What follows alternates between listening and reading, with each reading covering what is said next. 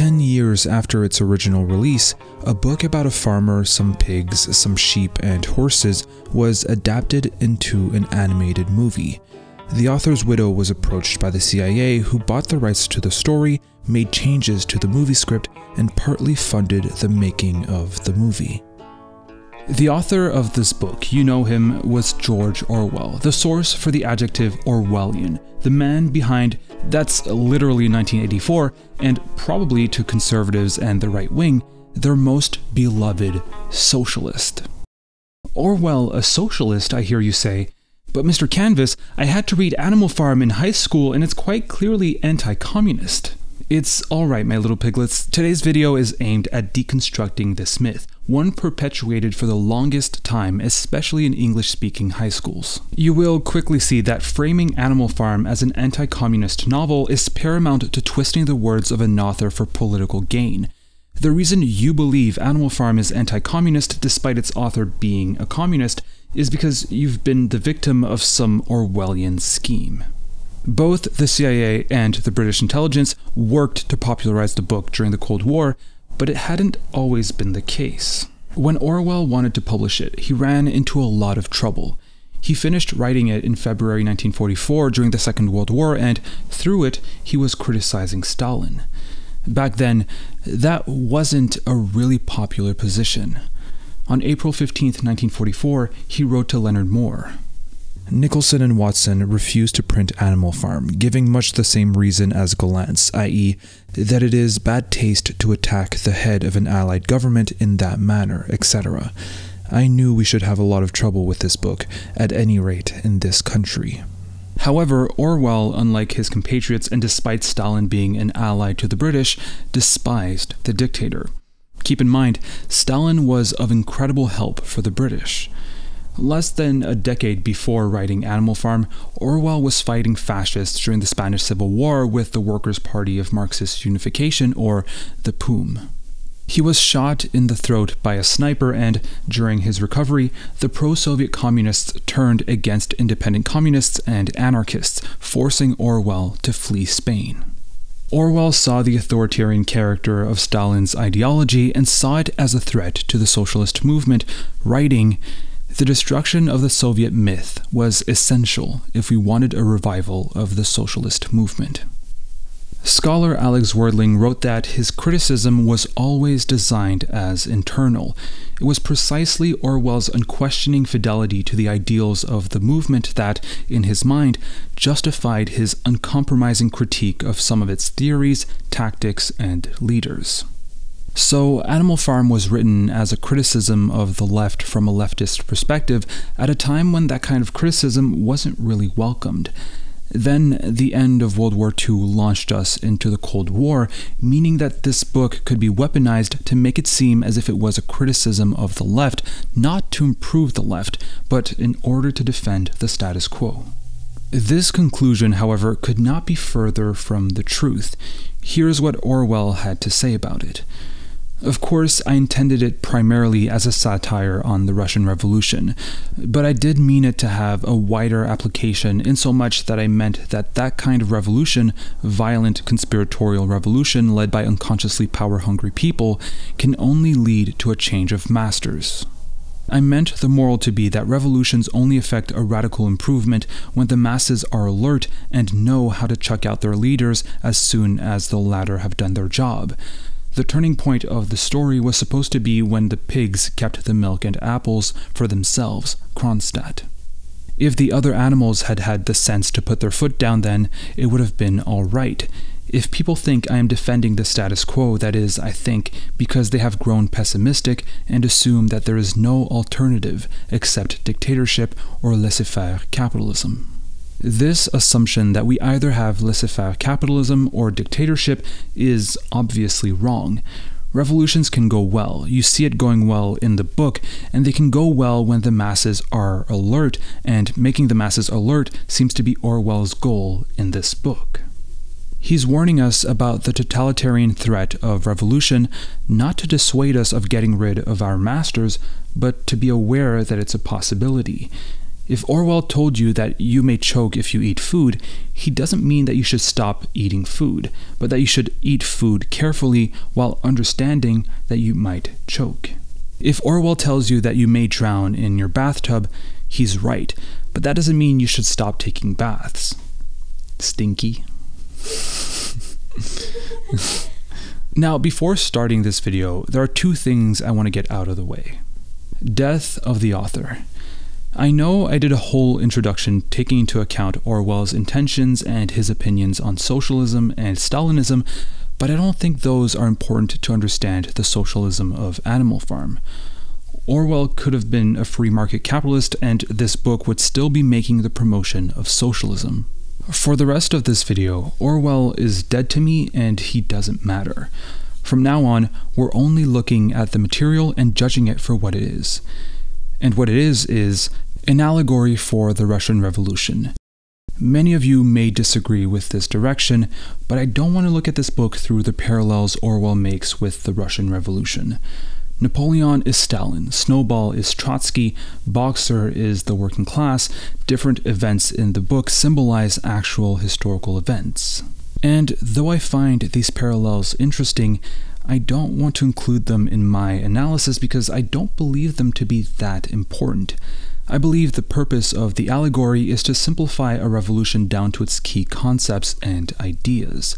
What I want to do here is try to identify these ideas in this allegory so we can identify them in revolutions of the past, the present, and the future.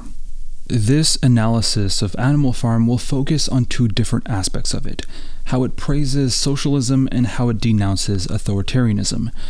We will explore the tragedy of how the anti-authoritarian book Animal Farm was used to justify authoritarianism.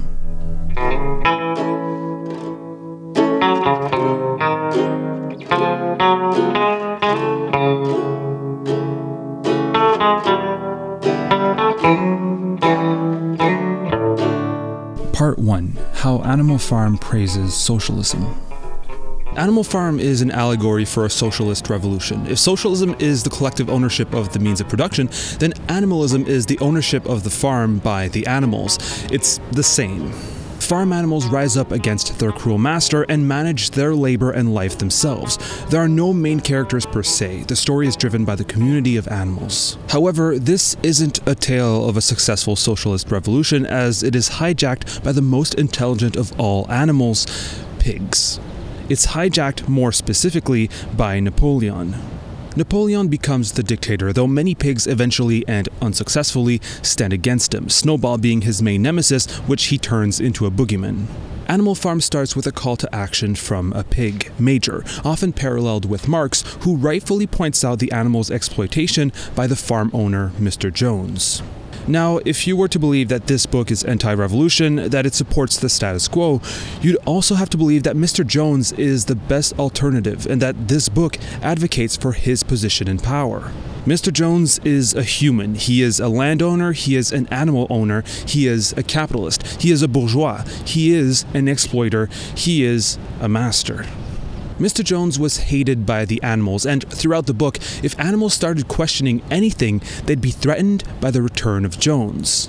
Now, if there was one thing that the animals were completely certain of, it was that they did not want Jones back. When it was put to them in this light, they had no more to say. He is represented as a hard master who whipped his animals and eventually neglected them. Negligent or not, however, his very position as a farmer forces him to exploit the animals he owns. If he wasn't exploiting them, he wouldn't be able to survive. He lives off their labor. The parallel between the exploitation of the animals by the farmer and the exploitation of the worker by the capitalist could not be more obvious. This exploitation is not only identified, but denounced by Major.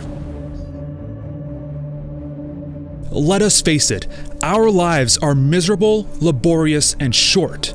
We are born, we are given so much food as will keep the breath in our bodies, and those of us who are capable of it are forced to work to the last atom of our strength. In the very instant that our usefulness has come to an end, we are slaughtered with hideous cruelty. No animal in England knows the meaning of happiness or leisure after he is a year old. no animal in England is free. The life of an animal is misery and slavery. That is the plain truth. But is this simply part of the order of nature? Is it because this land of ours is so poor that it cannot afford a decent life to those who dwell upon it? No, comrades, 1,000 times no. The soil of England is fertile, its climate is good, it is capable of affording food in abundance to an enormously greater number of animals than now inhabit it. This single farm of ours would support a dozen horses, 20 cows, hundreds of sheep, and all of them living in a comfort and a dignity that are now almost beyond our imagining. Why then do we continue in this miserable condition? Because nearly the whole of the produce of our labor is stolen from us by human beings.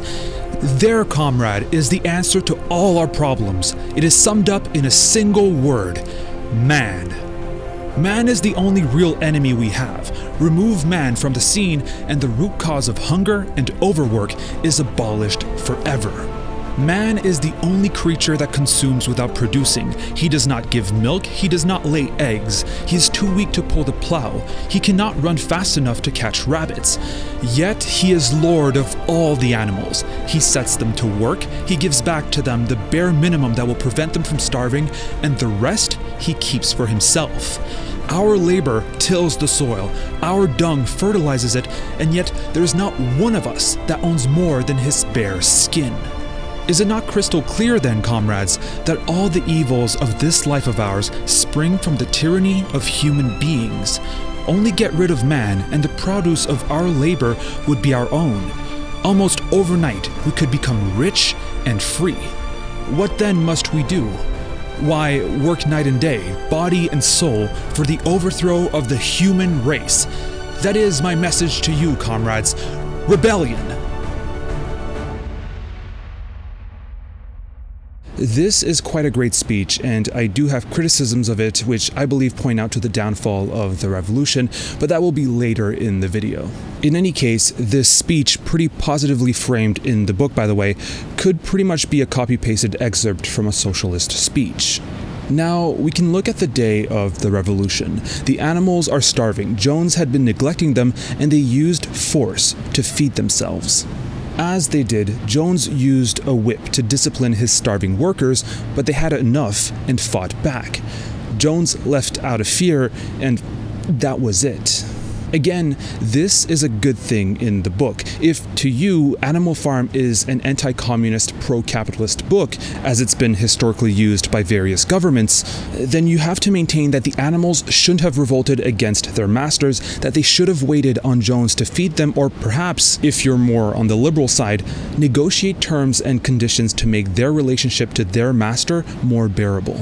However, they revolted against their cruel master, and if you're not an authoritarian, you'll say it's a good thing.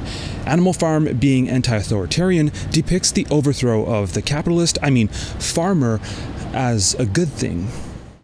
The harness room at the end of the stables was broken open.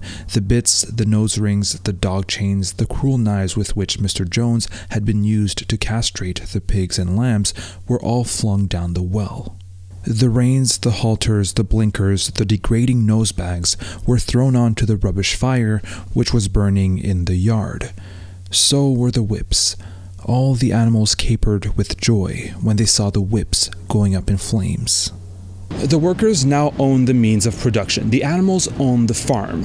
How does Orwell depict the force, productivity, and happiness of a workforce liberated of capitalism? I mean humans. They are happy, excited, better fed, and more productive.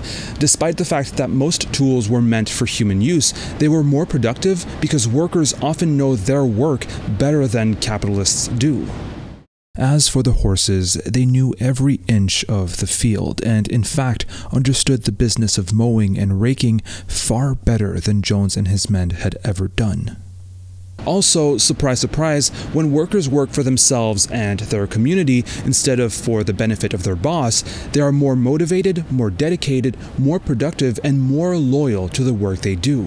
They make this work theirs, and theirs entirely. They absorb it. In the end, they finished the harvest in 2 days less time than it had usually taken Jones and his men. Moreover, it was the biggest harvest that the farm had ever seen. There was no wastage whatever. The hens and ducks with their sharp eyes had gathered up the very last stock. And not an animal on the farm had stolen so much as a mouthful. All through that summer, the work of the farm went like clockwork. The animals were happy as they had never conceived it possible to be. Every mouthful of food was an acute positive pleasure, now that it was truly their own food, produced by themselves and for themselves, not doled out to them by a grudging master. With the worthless parasitical human beings gone, there was more for everyone to eat. There was more leisure too, inexperienced though the animals were. And, of course, the socialist slogan popularized by Marx had to be included, from each according to his ability to each according to his needs.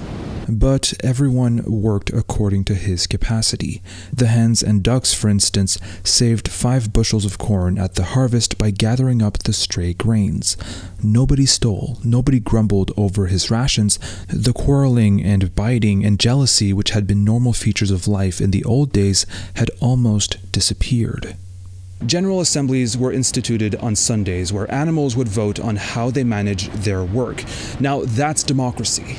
Animals were also taught to read and write, though it wasn't easy for everyone. And even when Napoleon becomes a dictator, the animals were still better off because they had gotten rid of the inefficiencies of capitalism. The animals were not badly off throughout that summer, in spite of the hardness of their work. If they had no more food than they had had in Jones' day, at least they did not have less. The advantage of only having to feed themselves and not having to support 5 extravagant human beings as well was so great that it would have taken a lot of failures to outweigh it. And in many ways, the animal method of doing things was more efficient and saved labor. Such jobs as weeding, for instance, could be done with a thoroughness impossible to human beings. And again, since no animal now stole, it was unnecessary to fence off pasture from arable land, which saved a lot of labor on the upkeep of hedges and gates. Now, to me, this is all evidence for the very obvious fact that Animal Farm praises socialism. The only moments of camaraderie, happiness, and freedom are the ones happening between the authoritarian of Jones and the authoritarian of Napoleon. This is the socialism socialists advocate for, the socialism that empowers people, that empowers animals in this case, and that fights off authoritarianism, that fights off people who want to take the means of production from the community for themselves. And there's not a best indicator that Animal Farm praises socialism than the fact that Napoleon, the antagonist of the story, becomes the antagonist of the story because he becomes a capitalist. The novel ends with this line. The creatures outside looked from pig to man, and from man to pig, and from pig to man again, but already it was impossible to say which was which. Again, the reason why pigs are bad is because they become humans, they become capitalists.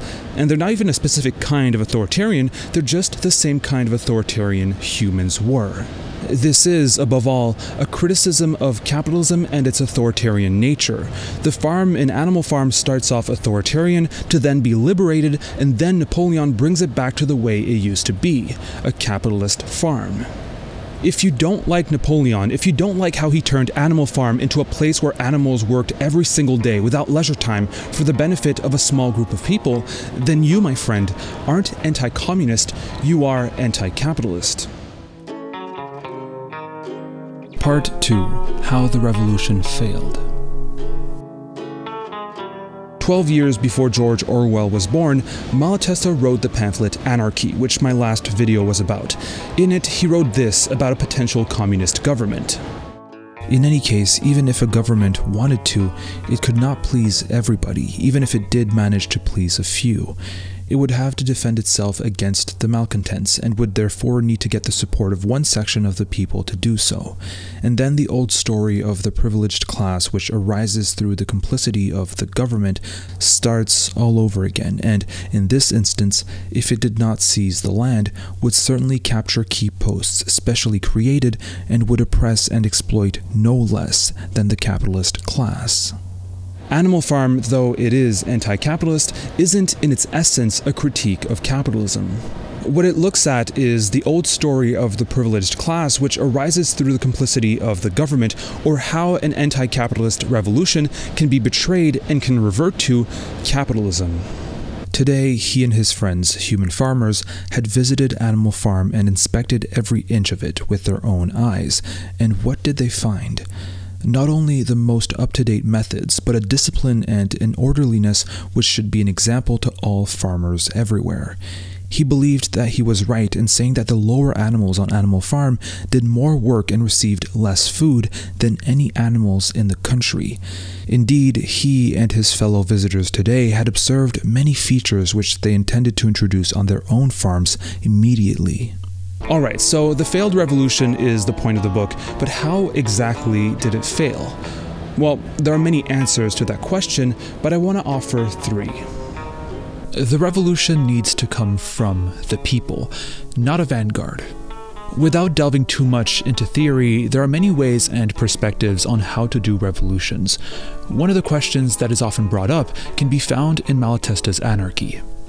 We find ourselves in a world which has always been divided into oppressors and oppressed, and if the former are full of the spirit of domination and have all the vices of tyrants, the latter are broken by servility and have the even worse vices that result from slavery. The feeling of solidarity is far from being dominant in contemporary society. It is competition which presses on everybody, worker and masters alike, and makes every man into an enemy in the eyes of his neighbor. How will these men, brought up in a society based on class and individual conflict, ever be able to change themselves suddenly and become capable of living in a society in which everyone will do as he wishes and must do, and without outside coercion and through the force of his own will, seek the welfare of others? There are many answers to these questions, one of which is a vanguard party. A party is the vanguard of a class, and its duty is to lead the masses and not merely to reflect the average political level of the masses. In What Is to Be Done, Lenin writes, "The more I recall the burning sense of shame I then experienced, the bitterer become my feelings towards those pseudo-social democrats whose preachings bring disgrace on the calling of a revolutionary, who fail to understand that our task is not to champion the degrading of the revolutionary to the level of an amateur, but to raise the amateurs to the level of revolutionaries." Lenin calls for professional revolutionaries, as opposed to amateur revolutionaries, to lead the revolution. After all, a revolution is a hard thing to do and coordinate, and we couldn't leave the fate of the revolution to simple workers, right? Vanguard parties are often criticized for concentrating power, which they do, and people who are skeptical of concentrations of power should be skeptical of vanguard parties too. Anarchists have been at the forefront of this skepticism. After Major's speech, the smartest animals, i.e. pigs, had a new outlook on life. The work of teaching and organizing the others fell naturally upon the pigs, who were generally recognized as being the cleverest of all animals. Their most faithful disciples were the two cart horses, Boxer and Clover. These two had great difficulty in thinking anything out for themselves, but having once accepted the pigs as their teachers, they absorbed everything that they were told and passed it on to the other animals by simple arguments. With regular meetings about animalism, the ideology invented and spearheaded by pigs, this is pretty much the extent to which animals were made aware of their conditions and how they could change them. On top of that, as it turned out, the rebellion was achieved much earlier and more easily than anyone had expected. There wasn't a struggle for liberation, a struggle through which animals could learn to organize and cooperate. Plus, the catalyzing moment, the one that gave them their liberation, didn't come from a will to free themselves from their master, but from hunger. They rose up not for freedom, but to feed themselves. After their revolution, the pigs revealed that during the past 3 months, they had taught themselves to read and write, and they used their newly found skills to reduce the principles of animalism to 7 commandments, which would form an unalterable law by which all the animals on Animal Farm must live forever after. After this, Napoleon takes care of the milk, which really means he steals it from the community and orders the animals to go to work. Thus ends Chapter 2, the chapter describing the first days of the revolution. Now, before looking into how a revolution needs to come from the people, I want to add a quick criticism of the allegory. Different species of animals isn't necessarily the best way to parallel different people's occupation and level of knowledge. Pigs seem here to be inherently smarter and inherently more capable of leading, which actually might be the best justification for their position of leadership within Animal Farm. However, in real life, there isn't this essential trait to people. There might be smarter people depending on how you quantify intelligence, but they're not as easily identifiable because they're not a different species of animal. Therefore, it would be harder to select leaders as they don't have pig snouts. Unlike in Animal Farm, there's not a race or a class of people who are inherently superior by virtue of birth. I hope everyone agrees on that. That being said, we are presented with the best kind of scenario where a vanguard party could be justified. We have an objectively smarter species leading animals who can barely read. If a vanguard party could work and be justified, it's on Animal Farm. But it doesn't. The revolution failed in part because the animals didn't free themselves in the first place. They didn't come up or even understand the framework and analysis necessary to critique Jones. All they knew is that he was bad and that their miserable conditions were a consequence of him being in power. The animals left the systemic critique to the pigs, which then led them to unilaterally adopt the 7 commandments of animalism, which again, the animals didn't adopt or contribute to. That will later lead to the pigs getting away with manipulating these commandments as they weren't appropriated or simply thought of by the animals. Also, the animals liberated themselves through chance in a way. They were hungry and revolted against Jones without him putting up a fight. They didn't coordinate and organize a revolution, a process through which they could have adopted the tools and habits of horizontal organization. They were, in a way, given freedom instead of taking it for themselves. To be successful, the revolution had to be fought and struggled for by the animals with principles they thoroughly understood and strongly believed in. What Animal Farm got was an easy revolution fought for with loosely understood principles drafted by a small group of pigs. The privileges and power of the pigs is already foreshadowed in their control of the ideas and principles of animalism.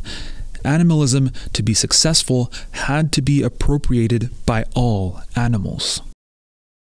2. Mechanisms of authority. Perhaps this is the most intricate and detailed concepts explored by Animal Farm. How does authority establish itself? How does it grow? How does it expand its power? And how does it protect its own interests? First, an authority needs to legitimize itself. How can it convince its subject that its power over them is for their benefit? It can say that God legitimizes its power. It can say that its power is necessary for the protection of the community. It can say that its power is necessary for the management of the community. Pigs developed a lot of rhetoric to legitimize their power and authority, from the argument that they are the only ones who can manage the community to the threat that, without their authority, animals would revert back to serve under Jones. The idea of placing yourself as the only alternative to miserable conditions is an extremely powerful one. The book Animal Farm itself has been used as a way to show that capitalism is the only alternative to murderous totalitarian dictators. And people believe that. Animals were made to believe that the only alternative to Jones was the pigs. People are made to believe that the only alternative to capitalism is authoritarianism, or to quote a slogan used by Thatcher, but that could have very well been used by Napoleon, there is no alternative. The 7 Commandments, believe it or not, are also a tool to legitimize authority. Though these commandments generally reflect the will for the farm to secure the goals of freedom, equality, and community, it does the opposite. These principles are used to legitimize authority and to undermine criticisms of authority. If these commandments limit the powers of animals, then why worry about animals gaining power? In other words, these commandments give animals an illusory sense of security, the idea that mere commandments can safeguard a revolution from opportunists, from a new form of authority. Authority can also fall back to these commandments to justify actions, and if they consolidate enough power, can reinterpret or simply change these commandments, which is exactly what happens. This is the obvious propaganda and control of information that Orwell would expand upon in 1984. Because of that, I don't want to dwell too much on it, but as it was written in 1984, who controls the past controls the future, who controls the present controls the past. Napoleon uses the manipulation of the collective memory of the past through propaganda. He changes the facts about the Battle of the Cowshed to consolidate his power and demonize Snowball, his opponent, or at the very least, the strawman opponent he uses for political gain. The 7 Commandments are also altered in favor of the privileges of the pigs, and these alterations are made under the animals' noses, or snouts. After a series of executions led by Napoleon, many animals believed that this didn't conform to the 6th commandment, no animal shall kill any other animal, and they'd be right. However, when Clover asked Muriel to read the commandment, it said, no animal shall kill any other animal without cause. Earlier, it was Clover again that questioned the fact that pigs started living in Joan's house and started sleeping in beds, which was against the 4th commandment. However, when she asked Muriel to read it, it said, no animal shall sleep in a bed with sheets. Squealer, the propagandist pig, answered the skepticism in a way that illustrates all the points I've laid out so far. You have heard then, comrades, he said, that we pigs now sleep in the beds of the farmhouse, and why not? You did not suppose, surely, that there was ever a ruling against beds. A bed merely means a place to sleep in. A pile of straw in a stall is a bed properly regarded. The rule was against sheets, which are a human invention. We have removed the sheets from the farmhouse beds and sleep between blankets. And very comfortable beds they are too, but not more comfortable than we need, I can tell you, comrades, with all the brain work we have to do nowadays. You would not rob us of our repose, would you, comrades? You would not have us too tired to carry out our duties. Surely none of you wishes to see Jones back. Alright, so the mechanisms of authority can be understood in part by the various ways in which it justifies its power and the various ways in which it justifies its privileges. But this, as we see in Animal Farm, is done mostly gradually. Authority consolidates power, and with that power can gain privileges. That power and these privileges are then used to expand and protect this power and privileges. Gaining power allows you to use it to gain more power, and this process, when it takes time, can seem seamless. Animal Farm, on top of being a criticism of authoritarianism, is a documentation of the increasing concentration of the pig's power. They start off seemingly harmlessly by dictating the principles of animalism, by spreading them with the power of their knowledge, which isn't very threatening. Then came the day of the expropriation of Jones, when the pigs declare the 7 Commandments and assume leadership of the new animalist farm. This leadership, though it does create an authority by its very nature, can seem alright.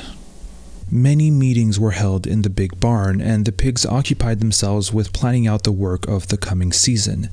It had come to be accepted that the pigs, who were manifestly cleverer than the other animals, should decide all questions of farm policy, though their decisions had to be ratified by a majority vote. And though this does seem reasonable, it still announces the upcoming authoritarianism, as it gives power to a specific class which can derive privileges from that power. Indeed, the pigs, even before the quote about majority vote, had already kept the milk for themselves. This was, by the way, the turning point of the story according to Orwell. The turning point of the story was supposed to be when the pigs kept the milk and apples for themselves.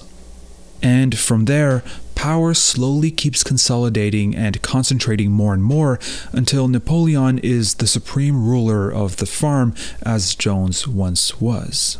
But there was one breaking point, perhaps more important than the pigs keeping the milk and apples for themselves. This, if you are skeptical of authority, was foreseeable.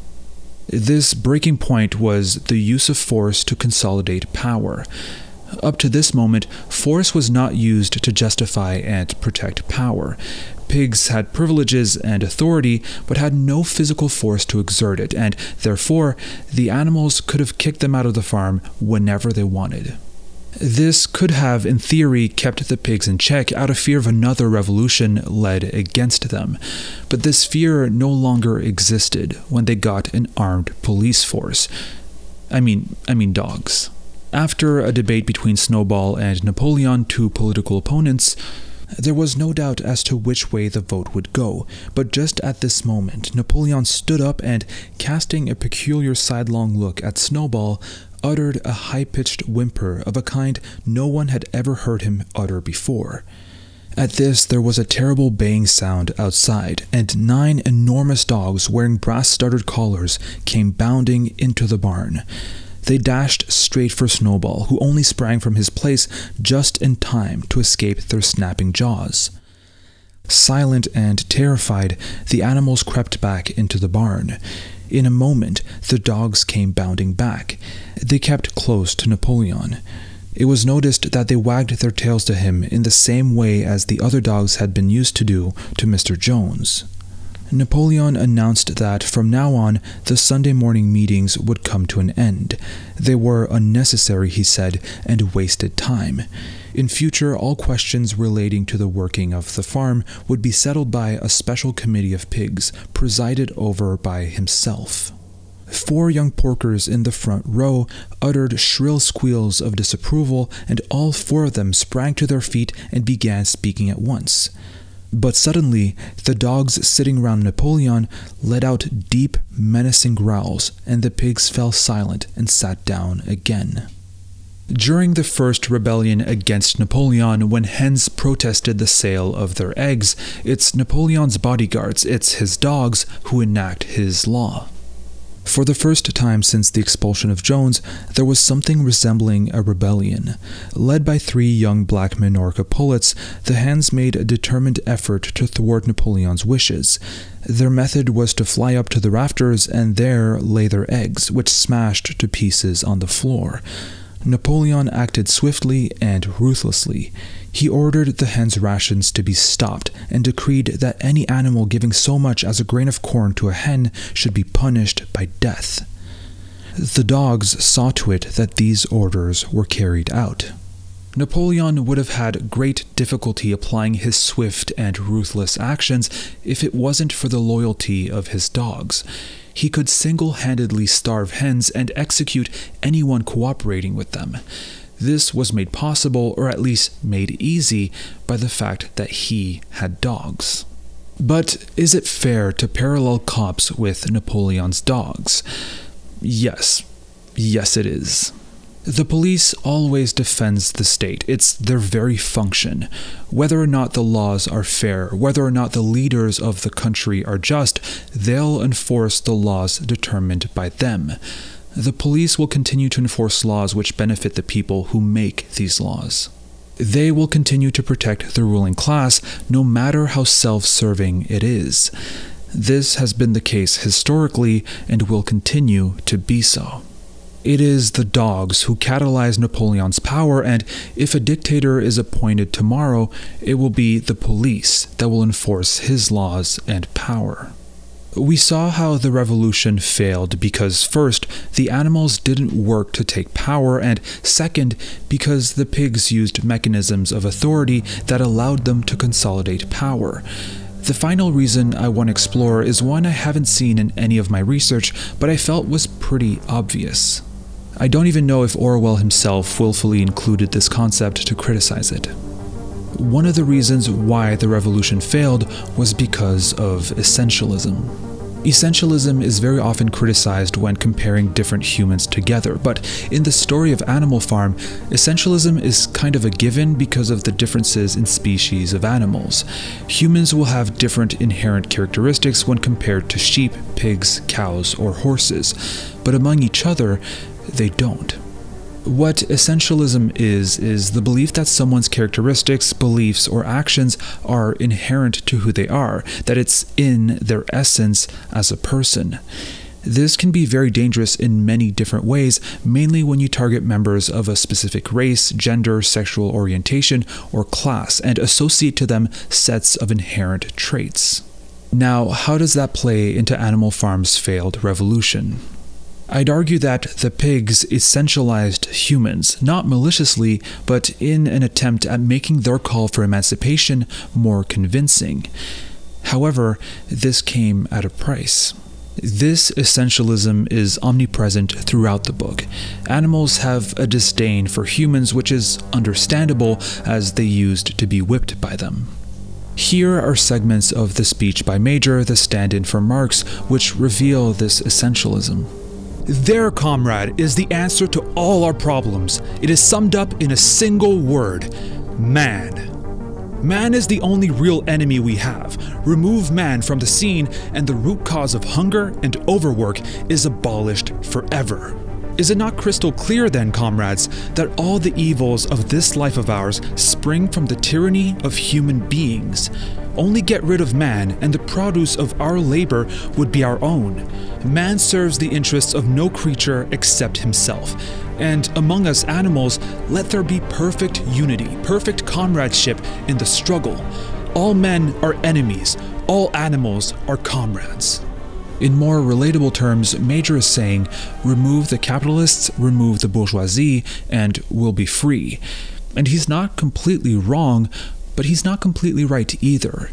See, this fails to criticize the real reason behind the animals' exploitation. They're exploited not because man is inherently exploitative, they're exploited because there's an economic system in place which enables their exploitation by man. This might seem like nitpicky nuance, but I really don't think it is. Had the animals fought, argued, and preached about the overthrow of the one-farmer system in favor of a co-op, I believe that they could have been more effective at protecting the co-op system.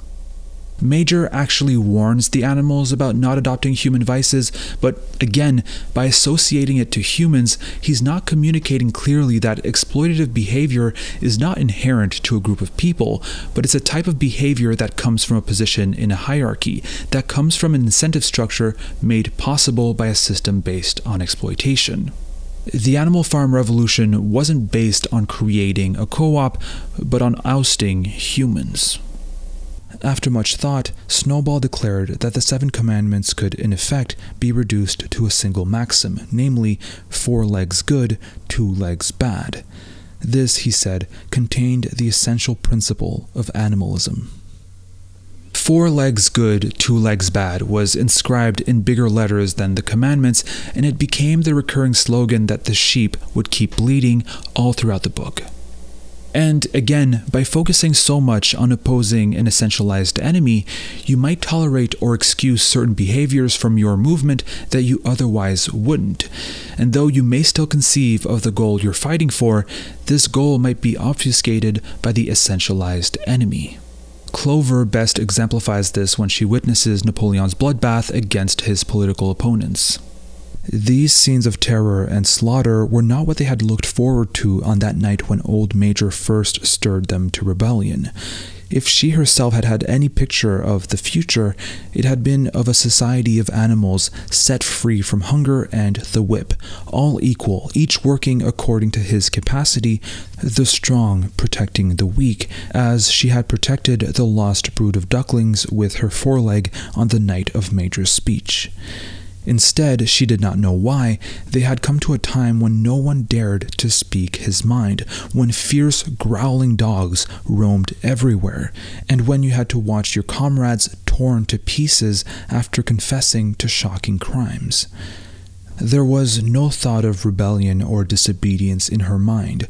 She knew that, even as things were, they were far better off than they had been in the days of Jones, and that before all else, it was needful to prevent the return of the human beings. Whatever happened, she would remain faithful, work hard, carry out the orders that were given to her, and accept the leadership of Napoleon. This insight into Clover's thoughts is extremely revealing and shows us that, although she did imagine a society of free and equal animals, she didn't oppose the current totalitarian regime. She kept supporting Napoleon because the goal of animalism was first and foremost to prevent the return of human beings. Had the enemy been power and privilege, the thought of rebellion or disobedience might have crossed Clover's mind. However, humans were the enemy, and as long as humans weren't around, animals didn't have much to fear. I guess what I'm trying to say is that systems are the problem, not individuals. The animals in Animal Farm targeted the expulsion of some individuals as a way to build a better tomorrow, instead of targeting systems. Ousting the people in power isn't enough and doesn't constitute the revolution on its own. Dismantling the oppressive system in society and within ourselves is just as important, if not more. Animal Farm is a truly fascinating book, first written as an internal critique of some segments of the socialist movement to then be instrumentalized during the Cold War as capitalist propaganda. Because of that, this book has reached millions, mostly through schools, and it has convinced many that brutal and bloody totalitarianism is the only alternative to capitalism. However, I believe that this can be turned to our advantage. This can be beneficial for communists. False dichotomies and straw men are extremely effective tools for propaganda, but they're very weak on the long term. I was once convinced by the YouTube anti-feminist trend that all feminists were raging SJWs, fragile snowflakes, and because of that, I shouldn't even consider them as remotely credible and worth a thought. However, once I met feminists who didn't fit the straw man I was presented, it forced me to reconsider everything. I believe Animal Farm can do the same. It can dismantle a straw man or rip open a false dichotomy. It's made so many people believe that capitalism good, communism bad, that perhaps simply by stating that Orwell himself wanted to abolish capitalism, you might force people to reconsider everything. This book, which you were made to believe criticized socialism, was written by a socialist. This book, which you were made to believe was defending capitalism, criticizes capitalism quite radically. Your teachers told you that this book defended the status quo, while Orwell said, talking about Animal Farm, that if people think I am defending the status quo, that is, I think, because they have grown pessimistic and assume that there is no alternative except dictatorship or laissez-faire capitalism. And if you think that Animal Farm defends the idea that there is no alternative except dictatorship or capitalism, you are wrong. Very clearly, animals don't need Mr. Jones, they don't need pigs, and they don't have to let either of them rule them. If you love Animal Farm as I do, then you'll know that the animals were the happiest under neither the rule of the capitalist nor the rule of the authoritarian communist who just turn out to be capitalist. You'll know that both the capitalist and the authoritarian communist justify their power by vilifying the other and by placing this other as the only alternative. You don't have to play their games, and perhaps before watching this video, you have played their games. You did believe that there is no alternative. You were roped into defending their privileges just as all the animals on Animal Farm were. Perhaps this book was used as a way for you to play this game. The Napoleons told you that Jones was the only alternative. The Jones told you that Napoleon was the only alternative. The Jones promoted a book titled Animal Farm to make you believe that Napoleon was the only alternative. There are other alternatives, ones obfuscated by those in power, ones that threaten power. Animal Farm advocates for one of these alternatives. Animal Farm tells you to rebel against both Jones and Napoleon. Thank you so much for watching. Thank you for liking and subscribing if you have already. And I'd like to thank, as always, Roman Brendel, Mike Wex, Russell Chinchilla, and every other patron who support this channel. If you want to support this channel, you can check out patreon.com/thecanvas. Thank you.